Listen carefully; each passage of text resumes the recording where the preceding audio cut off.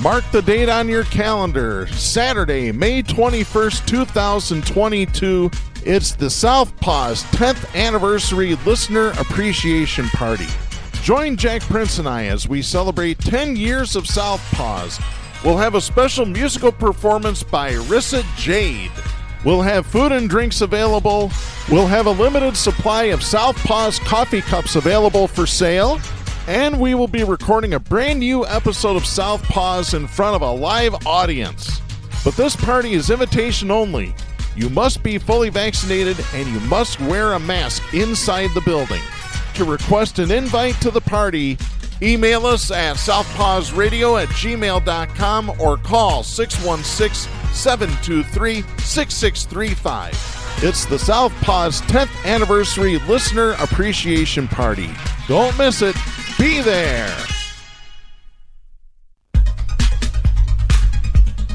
For the hardest-hitting show in talk radio, the true progressive voice since 2012. This is Southpaws.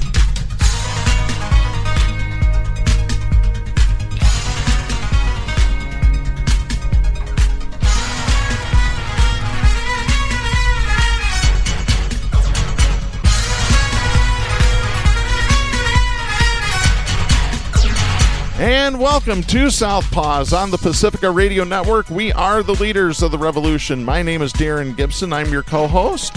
And my name is Jack Prince. And Jack, we've got quite a few topics as we seem to have had the last few weeks. We're going to talk a little more about Patrick Lyoya. He was the man from the Democratic Republic of the Congo. He was shot and killed by a Grand Rapids police officer a few weeks ago. His funeral just took place. You were at it, so we're going to get some eyewitness accounts from you. We're going to talk about the local media covering Patrick Lyoya. We have to talk about Trump, Marjorie Taylor Greene, Elon Musk, and a lot more. But before we get started with today's show, a couple of reminders that you can follow us on social media by going to facebook.com/Southpaws Radio Show. You can follow us on Twitter at Southpaws Radio. You can follow us on Tumblr at southpawsradioshow.tumblr.com. You can follow us on YouTube by doing a search for Southpaws Radio. And you can become a patron of the show by going to patreon.com/Southpaws Radio. You can listen to the show anytime at Spreaker, Stitcher, Apple Podcast, or Reason.fm by doing a search for Southpaws. Once you found our logo, you found us. We send links to our weekly episodes to our Facebook, Twitter, Tumblr, and YouTube accounts. You can listen to us on Global Community Radio Channel 1 every Saturday night at 11 Eastern. And you can listen to us on great Pacifica stations, including KCEI in Taos, New Mexico, KZGM in Kabul, Missouri, and KEPJ in San Antonio, Texas. So be sure to listen to us there. I want to thank all of the Pacifica stations that have been downloading our companion show, our monthly public affairs program called Period End of Story. It's a good one right now. I am talking with my best friend, Katie Jaramillo, who is a licensed professional counselor in the Grand Rapids area. We're discussing a study that just came out from the University of California, San Francisco, that showed that 48% of young adults experienced mental health problems during the pandemic, yet one-third of those same adults, those young adults, had problems accessing mental health care. So we talk about that study for a good half hour. So be sure to listen to that. That's also available as a podcast on Apple, Spreaker, and Stitcher. So please be sure to check it out there. Well, we should probably let everybody know that we are recording this show a day early on Thursday, April 28th, 2022. Jack, you're not going to be available to record on Friday because you're going to be a grandpa again. Yeah, I'm excited about that. My daughter is giving birth in the St. Joe area, and I'll be down there all day. So nothing better. You got some cigars for us? or is Papa supposed to provide the cigar? Do they even do that anymore? Do fathers hand out cigars after the birth of a child? I don't think so. No, I'll be handing out Impossible Burgers for those who want a treat. There we go. Oh, man. Oh, God. Well, I tell you what, let's get right into some of the serious topics here. As we mentioned on last week's show, we were recording the day that the funeral for Patrick Lyoya was going to take place. Jack, you were there. So were several dignitaries. Ben Crump, the attorney for the family, was there. Reverend Al Sharpton paid for the funeral and spoke at the funeral. Give us your thoughts on what was going on there. Well, it was a much larger group of people than the media let us think it was. And I noticed an absence of any type of police cruisers or authorities that were there for the purpose of protection. There may have been some that would have been unmarked, et cetera. And, the thing that was really, disgusting, I got to say it, that's how it hit me, is that after very touching family testimony and reaction, the essence of political gain kind of wafted in from the sides. I just felt one person in particular threw a flower on a grave, a local radio dignitary or personality, and I've heard rumors that he's now running for state office. There's always some attention that's sought in these times by politicians. Well, we might as well mention him by name. We're talking about Kent County Commissioner Robert S. Womack, who does a show on our former station, which is no longer a Pacifica affiliate. Right. No longer a progressive station, but exactly. That's something that I thought Sharpton superseded. I really felt that he rose up above the crowd. He had a statement that was condemning towards the local ministers, black ministers, something that we had talked about just the week before the funeral, and talked about action, demanding some things, and in so many words, getting off their haunches. But the overall take is that it was a huge group of people, and now it's hit Grand Rapids. When I say it, I'm talking about a senseless, blatant murder of a helpless black man. We went through a summer last year. We know where that ended up. And now, as we hold our breath waiting for the prosecution decision, we wonder if just the next chapter is going to take place here in Grand Rapids, where we have real protests that will draw out the crazies, the conservatives, as they did up in Minnesota. So it's not over.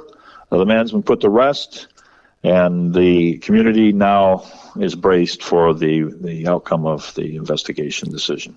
Yes, and earlier this week, the police chief for the city of Grand Rapids finally confirmed the name of the officer. It had been on social media for the last couple of weeks. We can confirm that the officer who shot Patrick Lyoya is identified as Christopher Schurr, who is a local native.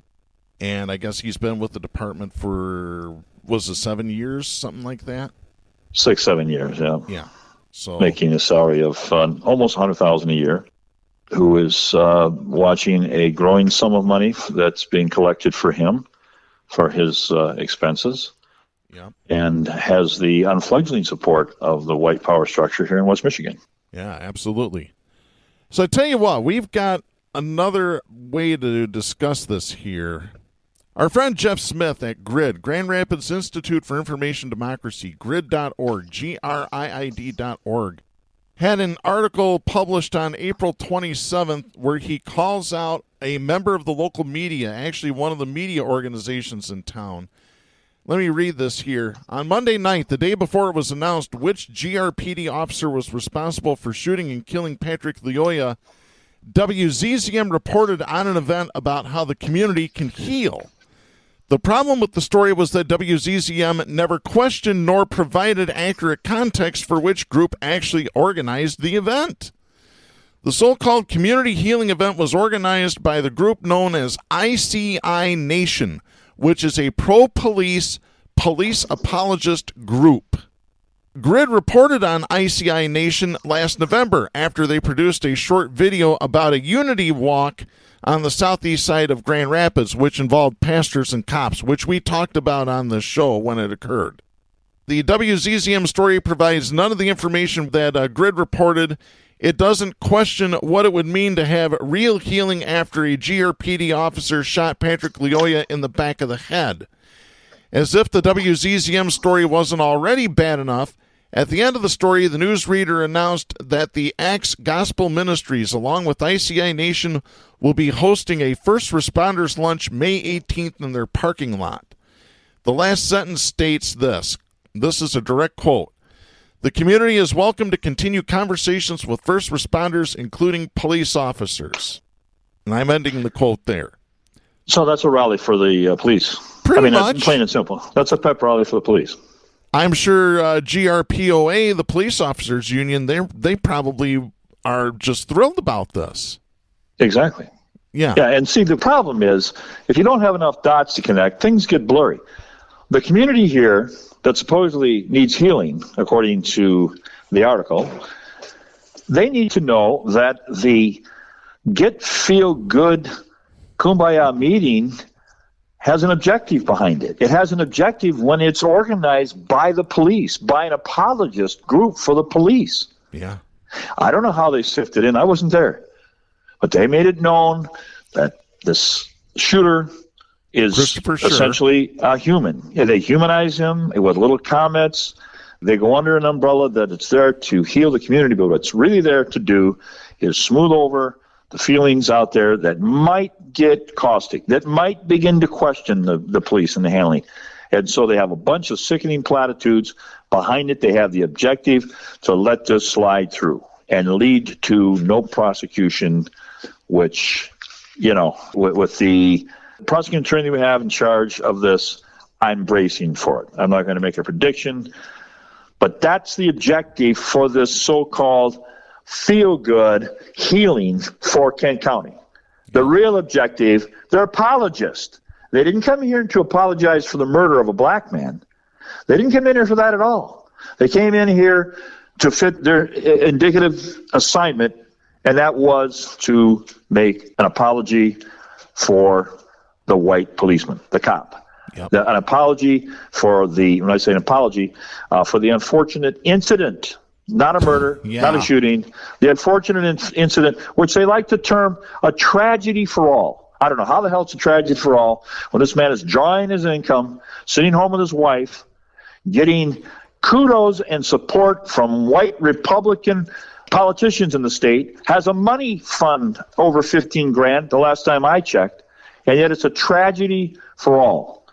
It's sickening the way that they impose this on us, and now we're big time. We're getting it from the national group, the ICI, and thank God for Jeff Smith that picked it up. I didn't see it. I missed it. Of course, the media didn't pick it up, but thanks to Jeff's elucidation, we can see what was behind this meeting. Absolutely, we can, and we might as well just call them what they are, Jack. You know what that is? These supporters of the cops, bootlickers, bootlickers, evil, violent, conservative traitors. Yep. I can't spell it out any plainer than that. You know, they've got it down pat. They've practiced this in city after city. Yeah. Now we're into the if you only complied saga. That takes about 4 or 5 days before you start hearing that. Yeah. If they only complied. What was the woman who was stopped in Illinois or someplace? Sandra, you remember? Yeah, Sandra Bland. Was taken back to the prison cell, and then she was in her cell, and I guess she just didn't comply enough. Yeah. She just hung herself. She didn't comply enough. Or the woman behind the wall down in Nashville that was shot through the wall by a policeman. Yeah, Breonna Taylor. That was in Kentucky. Yeah. Or for that matter, Jack, we can go right over to the lakeshore of Michigan, right in Muskegon, where they watched a prisoner have violent seizures, urinating himself, and died in the cell, which, by the way, they've gotten sued for. Yeah. The compliance is such an inaccurate and inappropriate application now to try to make this justifiable for murder. And then they'll move to the next one. Now we're into the human phrase, humanizing the family. He's a missionary. Mm-hmm. Darren Gibson, this was a missionary that shot this black man in the head from an inch away. Oh, whoop-dee-doo. So, I guess that's not as bad as you would think. Yeah, I guess if he was an Irish cop, right? That gambled once a week, then it'd be wrong. Well, Are you kidding me? Well, like you were saying before we went on the air, we were talking about this, and I really want you to pick this up, Jack. Just because you're a missionary doesn't make you a good person. It's actually the opposite.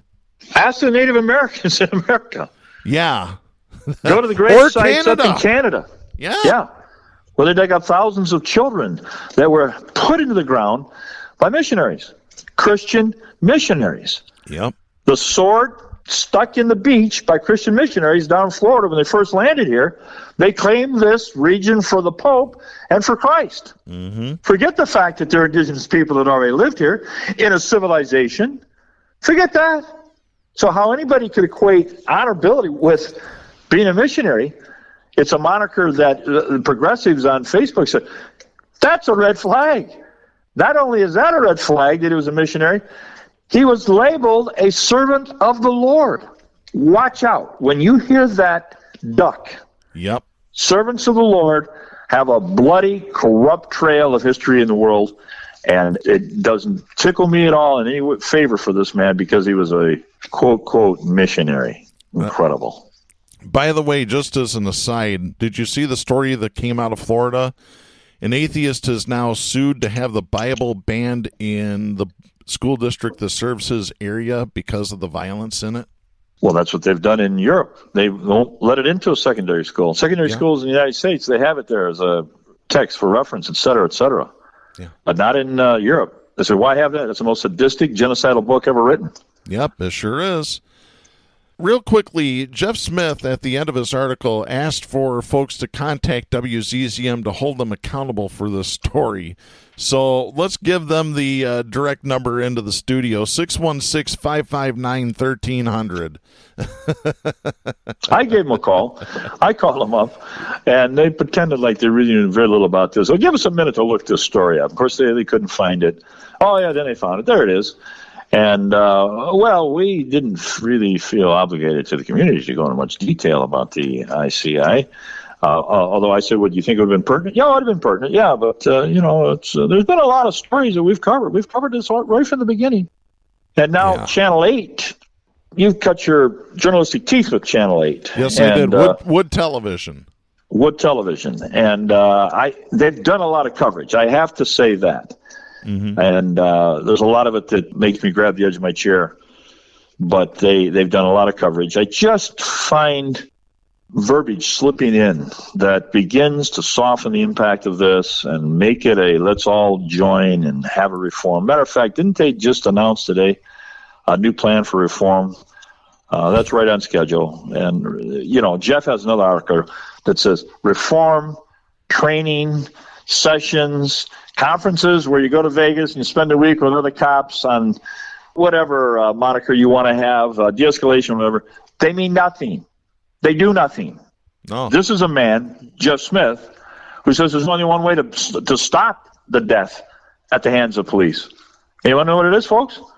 It's defund the police. Defund them. Yes, absolutely. Yeah. Which we've promoted on this show. Yeah. Don't take a complicit establishment black minister and put him in the front of your car. Pay to have a trained psychiatrist, a counselor, a psychologist there, somebody to be an intermediary. Mm-hmm. What would happen if when this stop took place with the recent shooting here, there'd been somebody to step in the middle? Yeah. And try to have a calming word. Yeah, it's going to be right. Just he might still be alive. Instead of escalating, which is what the cops are trained to do, escalate. Because then they get more arrest numbers, which looks better for their record. I'm just going to say it. That's just how it is. Well, the tone, right? You watch the video, and it's clear from the get-go. It was headed toward an escalation. Yep. He was shot theoretically and murdered because his plates were expired. Mm-hmm. I've driven with expired plates, haven't you? I actually haven't. I didn't do it on purpose. I did it accidentally. There's some people, they got to get to work that day. They're trying to stretch it till they get their next paycheck. It's not considered a heavy-duty crime. No. The death penalty shouldn't be shooting you in the back of the head. Exactly. Like we said, Jack, there's a problem with the cops. There's a problem with the media, too. And it all boils down to big corporations and rich people owning too much. So let's just take that and run to our next story. Elon Musk has apparently gotten through with Twitter, and they have now accepted a deal for him to purchase the company lock, stock, and barrel, $44 billion. This requires regulatory approval. I hope that Justice Department or SEC or somebody shuts this down. This does not need to happen. We don't need rich motherfuckers owning everything. We don't. I was going to talk about this as a speech issue, which it is. Because, he says, we're going to have it as free speech. No, what you're going to have is the Wild West of a bunch of evil, violent, conservative traders espousing their bullshit all over. No fact-checking, no facts whatsoever. They wouldn't know a fact if it jumped up and bit them in their ass. They really don't. They just go with whatever they read. Oh, Fox propaganda channel said it must be true. Newsmax said it must be true. No, it isn't. Right. Jeez. Free speech is not free to spread untruths. Exactly. Conspiracies. Once again, if you don't believe us, folks, go back about a month to our First Amendment show. There are limits to speech. There are. But now there's another kind of sidebar story to this.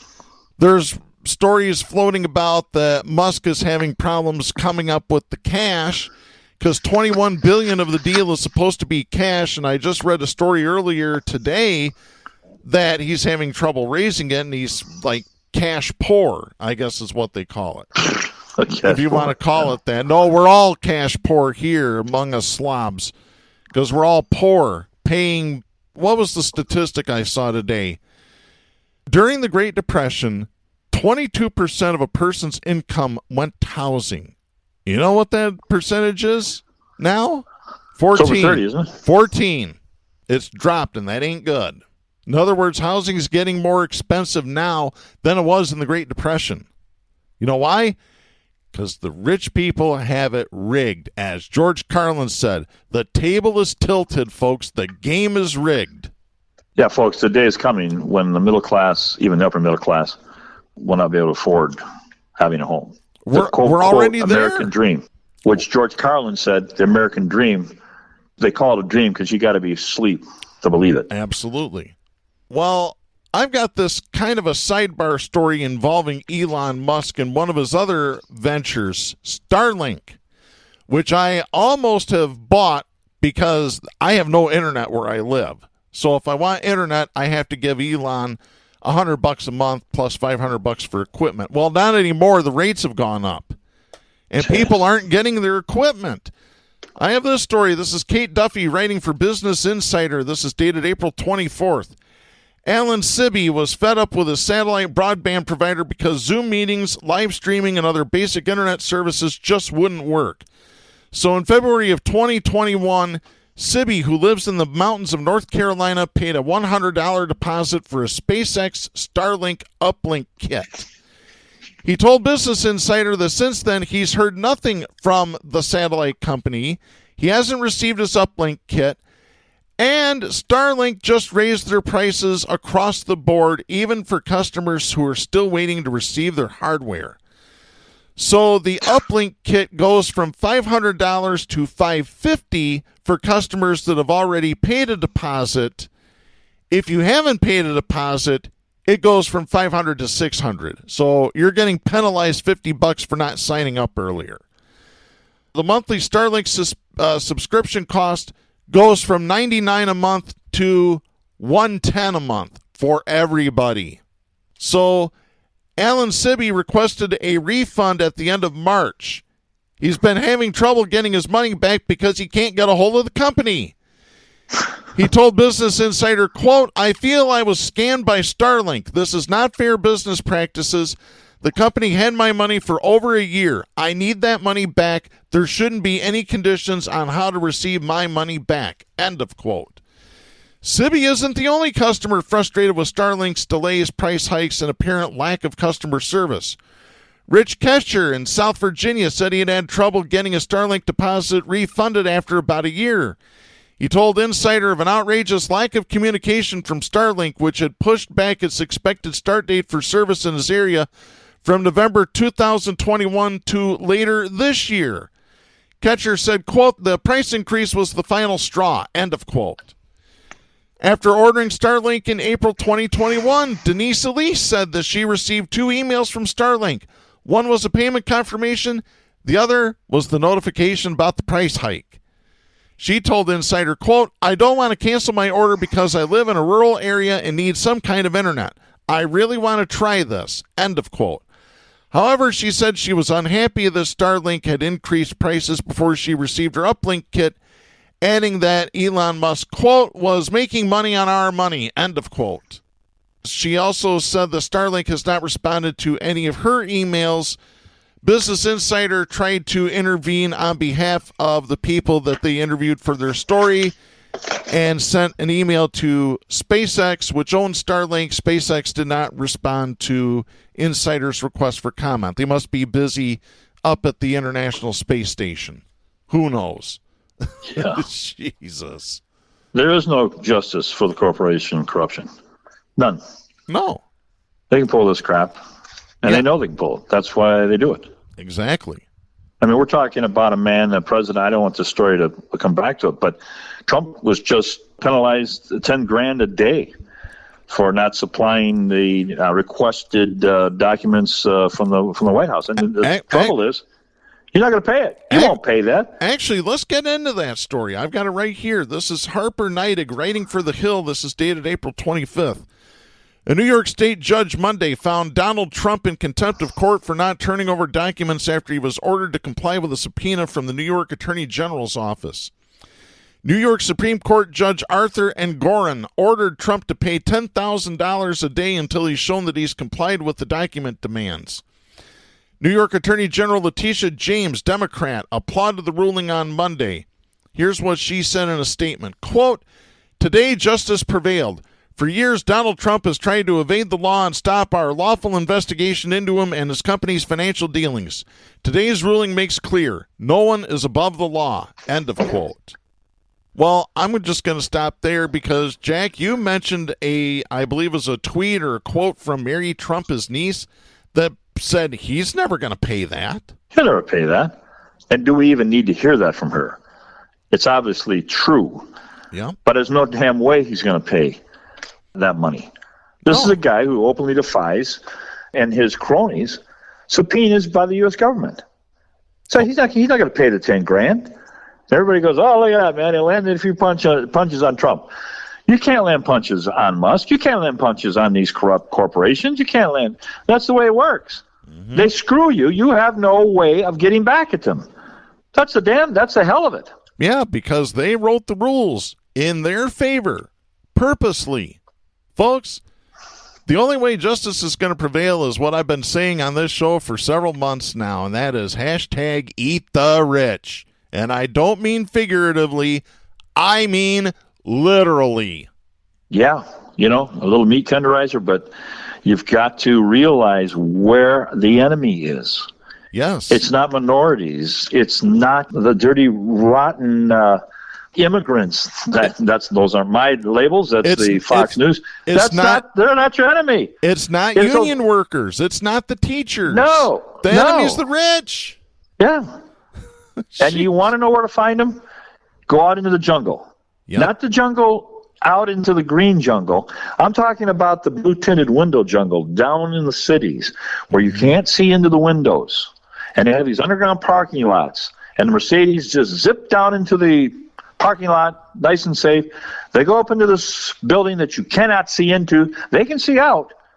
They are your enemy.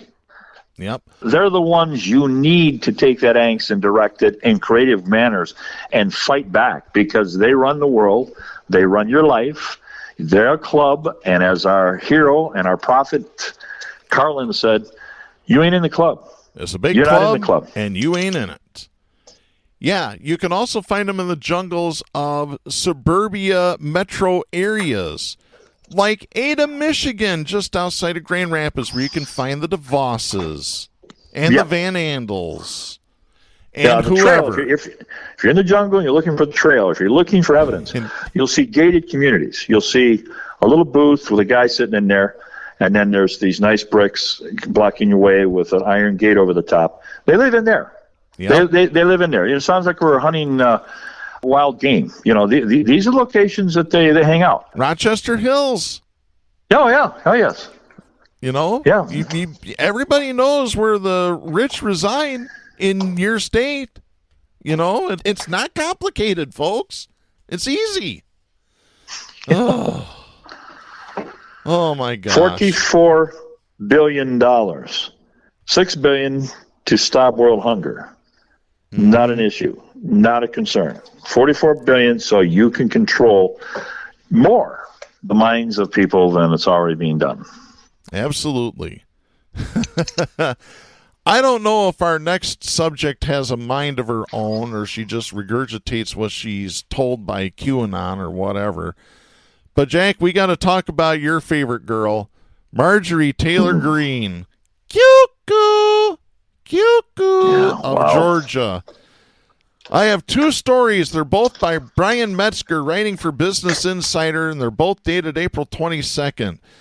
Republican Representative Marjorie Taylor Greene of Georgia insisted under oath that she does not remember expressing support for House Speaker Nancy Pelosi's execution in 2019. The Congresswoman's assertion came amidst an administrative hearing in Atlanta about whether she can be disqualified from serving in Congress for supporting an insurrection against the United States. Lawyers from Free Speech for the People, the group challenging Greene's candidacy, presented the Congresswoman with a printout of a CNN article that documented Greene's prior support for political violence against some Democrats. In a 2019 Facebook video, which was published by CNN, Greene said, quote, "She's a traitor to our country. She's guilty of treason. She took an oath to protect American citizens and uphold our laws, and she gives aid and comfort to our enemies who illegally invade our land. That's what treason is. And by our law, representatives and senators can be kicked down and no longer serve in our government. And it's a crime punishable by death is what treason is. Nancy Pelosi is guilty of treason." End of quote. No, if somebody wants to see the definition of treason, she needs to look in the mirror, Margie. Take a good look in the mirror. But when she was asked... Margie. Yeah, Margie. Is this a woman that didn't know the name of the paparazzi, or what was that, the police during World War II, the German police? It's the Gazpacho police. Oh, wow. Yeah. Hey, those are some serious charges, and they're all true. And she has no recollection of being alive for the last 5 years. But the thing is, you have on tape, I looked at it not too long ago, where she harasses a young man protesting in Washington, D.C. Do you remember that tape? Yeah. Physically harasses this guy clear across the campus. That's why I got to play. Didn't Marjorie Taylor Greene go after Debbie Dingell? And they almost got into a physical confrontation on the steps of the Capitol just a few months ago? Exactly. She's a trailer trash, a violent, as you call them, savage. Yeah. She truly is. Yeah, by the way, I will reiterate, I will put 50 on Debbie Dingell to kick her ass. Sorry. I don't know, boy. I tell you, I look at the choppers on Greene, and she ever started biting. You know what I mean? Yeah, but you don't. But you don't mess with Detroit. You got to be tough to live in Detroit, man. Yeah, right. When she was asked about those comments at the hearing on Friday, Greene insisted she had no recollection of making those remarks. When asked repeatedly by both the lawyers and the judge presiding over the hearing, Margie quipped, quote, "According to the CNN article I did, I don't recall saying all of this, but I do recall having said this about I totally disagree with the border issue." End of quote. I guess she stopped herself from incriminating herself. Greene also denied knowledge of several other statements and social media posts brought forward by the group. At one point, Greene was questioning about the fact that her Facebook account liked a post from a commenter stating that, quote, "a bullet to the head would be quicker," end of quote, to remove Pelosi. Asked about that comment, she bashed CNN. She said, quote, "You're using a CNN article which is lie. CNN has lied about me multiple times," end of quote. Yeah. This is Just call it fake, call it a lie. This is like Russia now. Yes, despiting the fact that CNN provided documentation and links to the original post in their 2021 article. Just call it fake. Like the dead bodies they're seeing in Ukraine on the street, and they have video of it. Russia just, those are fake. Those are fake. And you have a story about me saying that about Pelosi? No, that's on CNN, so that's fake. You can't. It has no merit. I played college football, and a number of times I got hit in the head, and on the sideline, they would ask me questions to see if I had a concussion. They'd go, Jack, who's the president of the United States? And one time I had a concussion, and I didn't know. I know it sounds crazy. I couldn't say. And then they said, what's your mother's middle name? I didn't know. What's bigger, the sun or the moon? I don't know. This is what it looked like. Here's a woman that you'd have to help find the restroom, wouldn't you? A break. Yeah. She couldn't recall anything. It was categorized by an official, I can't think of his name, as the most disrespectful and the most egregious performance on a witness stand in political history. And she was on her best behavior. She was doing the very best she could. Yeah. Let me continue the story here. She then grinned widely as the lawyer with Free Speech for the People repeated the question. Quote, I've had many people manage my social media account over the years. I have no idea who'd like that. I do not know. End of quote. That same CNN article is heavily cited in the group's complaint, arguing that Greene was supportive of an insurrection. Under Section 3, Article 14 of the U.S. Constitution, no person who has taken an oath and served as a member of Congress shall have engaged in insurrection or rebellion, which she did January 6th. Greene had previously sought to block the hearing from happening, but a federal judge in Georgia ruled Monday that the challenge could go forward. She is the first member of Congress to testify under oath about the events of January 6th. She continues. Here's the second story from Brian Metzger at Business Insider. Marjorie Taylor Greene also insisted in court Friday that she has no recollection of whether she told Donald Trump to invoke martial law to remain in power. Andrew Celli, a lawyer with Free Speech for the People, asked her directly whether or not she wanted Trump to remain in power via the imposition of martial law, which includes the temporary suspension of regular laws, the Constitution, and the imposition of rule by the military. Her response, quote, I don't recall, end of quote. Asked whether or not that constituted a denial, the Congresswoman held firm, saying, quote, I don't remember. Bullshit. She knows. She knows exactly. She's just trying to keep her ass out of a sling because she knows it's in there and it's about ready to get yanked back and her ass is going to get shoved right out of Congress. I mean, if you want to see a despicable liar, watch 15 minutes of her live testimony. Yeah. It's nauseating. Yeah. Any of them. Trump, Greene, Boebert, Madison Cawthorn. You name the evil, violent conservative traitor, you will get nothing but lies from them. Like I said, Donald Trump, I wouldn't trust anything he said if his tongue was notarized. Unbelievable. Following a break... No, the truth is a rare commodity. Oh, yeah, it is. With them? Yeah. I mean, this show, we're out quite a few people, and our forte, we make no money from corporations at any time. We have a rare commodity. We look at these stories. We come out with what we believe to be the truth without any influence whatsoever. When we told you 45 minutes ago that there was a unity between the black pastors in Grand Rapids, Michigan, and these right-wing police apologist groups, and that they were fanning that union with luncheons, they drive around in cop cars with pastors, and we identified it for what it is, that's the truth. Mm-hmm. And you won't hear it anyplace else. Yeah. You listen to the media in Grand Rapids until the dial falls off your radio, and you won't hear that kind of truth. And without that truth, a democracy has no oil. It doesn't work. It's like an engine that has no lubrication. And our media, like WZZM, is failing us. The media, like the ones we've talked about in the show, is failing us. And people are in the dark. You talk about a jungle, they're in a jungle, a maze. Just call something fake. They have no ability to decipher. So it's fake. The Republican base is stupid. You can lead them with the most basic, simplistic lie. And the Democrats, they think they're much smarter. And they may be. So they look at and head for people's thinking, their thinking ability. The Republicans know their base are stupid as rutabagas. They know that.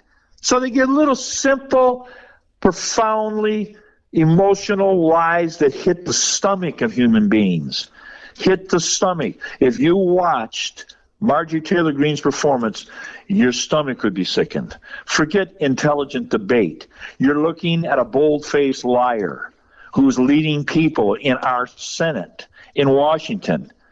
That's all you need to elucidate, Democrats. Highlight that ignorance. Highlight that lying. People will see it for what it is. Yeah. And it gets too damn complicated, Darren. And highlight it in ways that we do on this very show.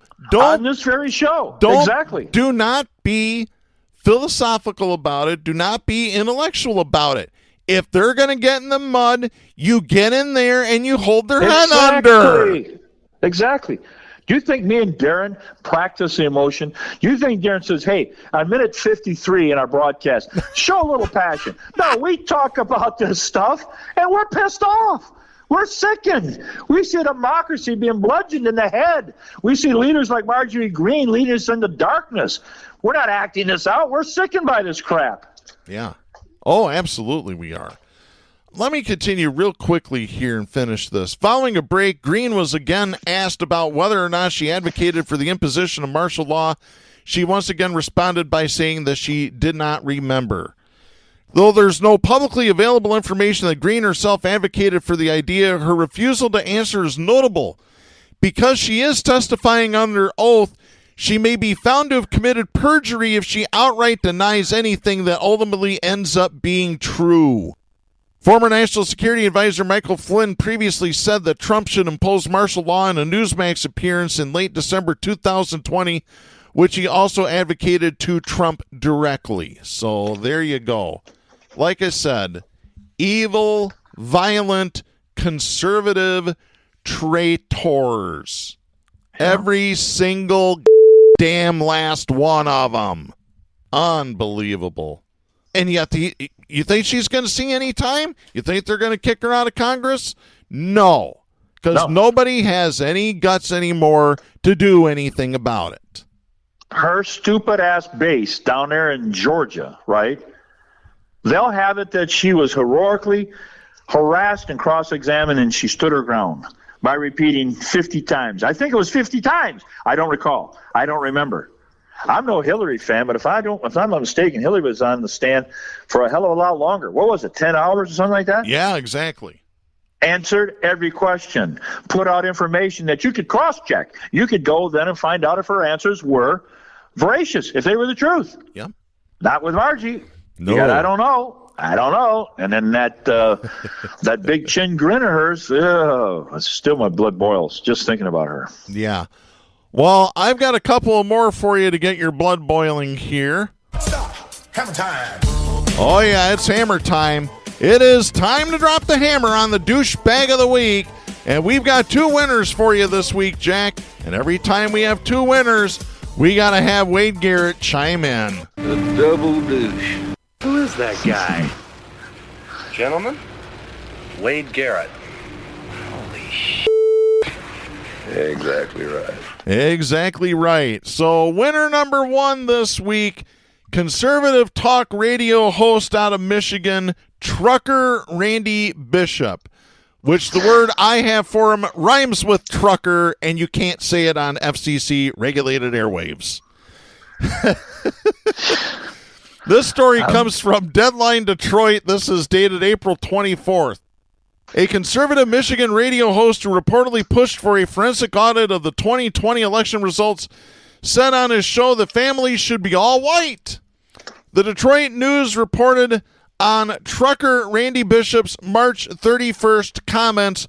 We don't have to read them because I've got the audio clip here. This runs 2 minutes, 36 seconds. Folks, take a listen to this clown. What percentage of our population is black? In some areas, it's 3, 5, 7%. Others, it's 13%. Nationwide, I think the nationwide black. I'm not talking about Hawaiians or Polynesians or people like Kamala Harris, who's not black.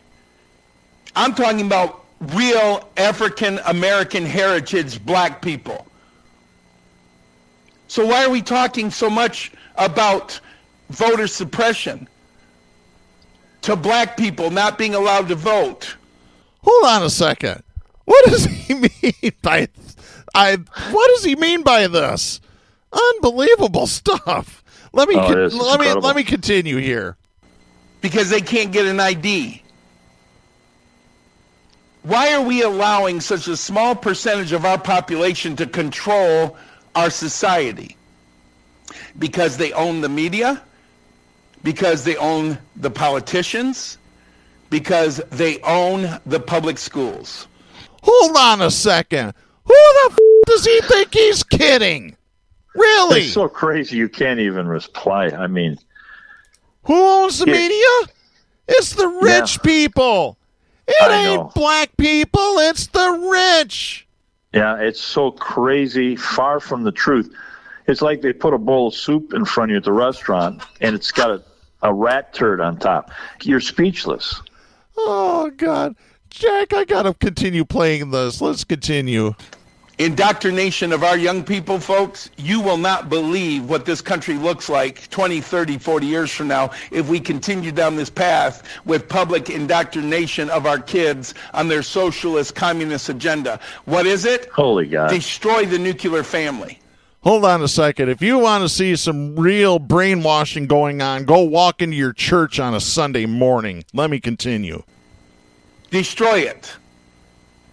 Take away your morality. Take away your values. Take away your religion. And brainwash you when you sit and watch TV. Now every single commercial has a biracial mom and dad. Black man, white woman. White guy, black woman. Change the nuclear family. Change the way it looks. Change what their values and principles are. Every other commercial is a gay couple. Did he say nuclear? Like George W. Bush or Trump? Good Lord. Lesbian or two gay guys kissing. Change the narrative. You change the perception. You change people's thinking. This is how they're doing it. I'm not making this stuff up. I'm just watching TV. Can't even watch a college basketball tournament without commercials telling me I have to feel guilty because I think a family should be a white mom, a white dad, and white kids. They want us to die and go away. And they're going to try to do it through politics this year. Well, we got to be just as smart. I will agree. I want them to die and go away. I'll agree with that statement. I wish they'd all drop dead. What did he do before he ran for this office? I don't. He's been doing radio. Who knows for how long? I don't know. This guy's been on the radio. Yeah, this is his radio show. It's some Patriot network that he's on. You know, you try and pin these guys down on what they call indoctrination or CRT or whatever. Mm-hmm. And you ask them, you say, well, you know, was there actually a vaccination that gave black people syphilis on purpose, sanctioned by our government? Yeah, did it happen or not? It happened. They said it was a vaccination, and it wasn't. They were injecting him with syphilis. Yeah, I mean, I'm not asking you. I know you know that it happened. Yeah. But what are they referring to when they talk about lies, historical lies? Did they sell slaves in 1619? There's a record of it. Did it really happen? Yeah. Just yes or no. No argument? Again, we'll make this real simple. Did that really happen? Did slaves ride in boats and average about 8 years of hard labor before they died? Millions of them? Is that historical or is it not? I mean, my God. They just are so vague, it doesn't mean anything. But the rubes out there suck it up. Oh, the kids are being indoctrinated. Now, here's the kicker to the story, Jack. Bishop, who has previously run for office as a Republican and leads an Antrim County conservative group, is running for Michigan State Senate, 37th District, as a Democrat. Incredible. Here's the statement from the Michigan Democratic Party. Here's a direct quote here. Views such as the ones trucker Randy Bishop espouses have no place in the Democratic Party. Candidates who say or believe these things are not welcome. Randy Bishop is not a Democrat. He is a dishonest minor social media personality that enjoys getting attention for making outrageous statements. He shows nothing but disrespect to our system of government by using a run-for elected office to promote his personal agenda, entirely based on lies, hate, and fear. Disgusting racist belief systems are not welcome in the Democratic Party and frankly should not be welcome in any political party or community. We will not support his efforts to run for Senate and find it deeply insulting that he would dare put a D next to his name. End of quote. Well, he knows he's going to get every vote from the radical crazy right in Antrim. So, if he puts a D on his name, there's some people that don't hear this show or even hear that pronouncement, and they just vote. So he's going to pick up a few hundred, a few thousand D votes, and the rest, this base, makes no difference to them. Antrim County is as darkly stupid and prejudiced and racist as any county in Mississippi or Alabama. It's unbelievable. There's a little more to the story, Jack. I have this. This is Eric Lloyd writing for WWTV and WWUP-TV out of Cadillac, Traverse City. This is April 26th. This guy went to Channel 9 and 10 and told them he was not a racist.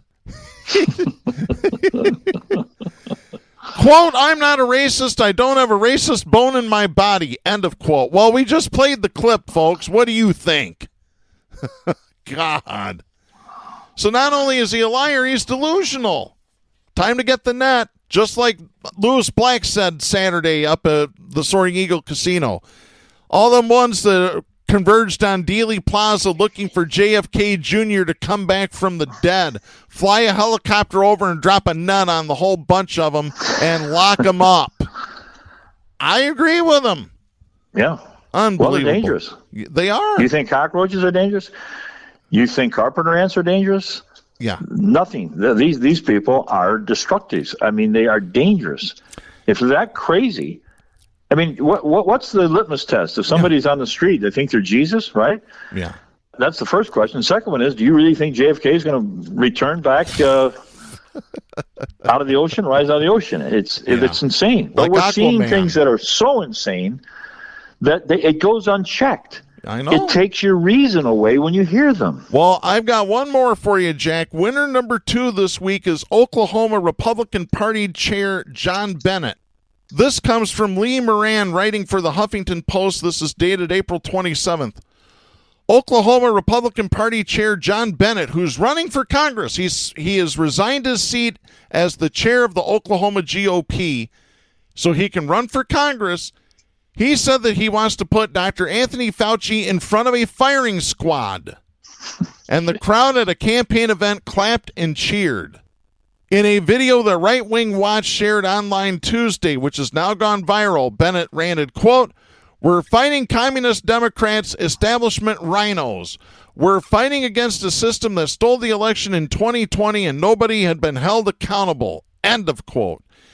He continued by parroting Donald Trump's baseless election fraud claims, saying, quote, we're in a war with bureaucrats that have forced vaccine mandates on us, mask mandates on us, end of quote. Oh, really? I'd love to see where the mask and vaccine mandates are, because they're not around here. Bennett then railed against something he described as wokeness confusion, which he alleged is being pushed down our throats now. Then he said, quote, and by the way, we should try Anthony Fauci and put him in front of a firing squad. And for the Secret Service, if they're listening, I'm not advocating we kill Anthony Fauci until he's convicted of his crimes through a court. End of quote. Yeah, because he knew that the Secret Service was going to come haul his ass to jail for saying that. And they should. Yeah. These are mad dogs. Get. These are foaming at the mouth mad dogs. You don't let them wander around in public. No. You know what they do with the mad dog? Old Yeller. Right there. If you haven't seen Old Yeller, you need to rent it and watch it. Or stream it or whatever. in my garage. Hell, I'd have it in my bedroom before I would have one of these Republicans. Hell, I'd rather have Cujo. That's pretty bad. It's getting late in the show, I can tell. Yeah, so to John Bennett and trucker Randy Bishop, we have this message for you. Don't be a douchebag. Oh, yeah, that's right. Both of you need to stop being evil, violent, conservative, traitor douchebags. Unfrickin' believable. Well, we have been so serious throughout this show, Jack. We need to end the show with a little bit of levity. So we have an off-the-cuff segment. This is going to be a classic. This is from the Associated Press out of Quilcene, Washington, dated April 22nd. Make sure you hold on to your cell phones real good, folks. A woman who accidentally dropped her cell phone into the hole of an outhouse in a national forest and fell in while trying to retrieve it had to be rescued by firefighters in Washington State.